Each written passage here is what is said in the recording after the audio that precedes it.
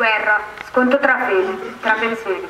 La tristezza domina tre volti nelle persone. In aria bombardieri, terminati a fare stragi che non porteranno a nulla. Scompiglio, paura e terrore, solo questa era la guerra.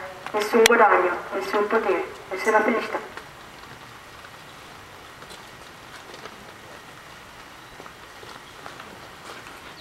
Guerra, il suo significato sta solo in tre parole: rabbia, odio e morte.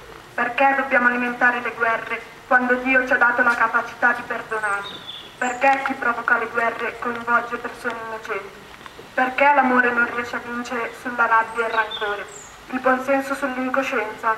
Il dialogo sul muro dell'incomunicabilità? Anche nella mia testa c'è guerra.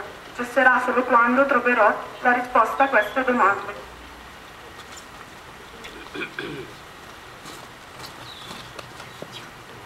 Vita trasformata, le bombe, le pistole, le grida dei bambini e degli adulti, le lacrime, tante vite, distrutte in un secondo.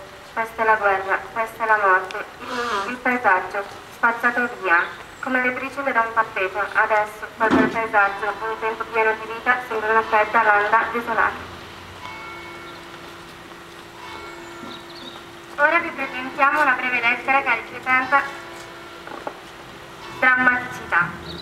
Siamo balzati fuori tutti insieme, siamo a 1000 metri dalle prime trincee tedesche. Il rumore della fucilleria e del bombardamento infernale.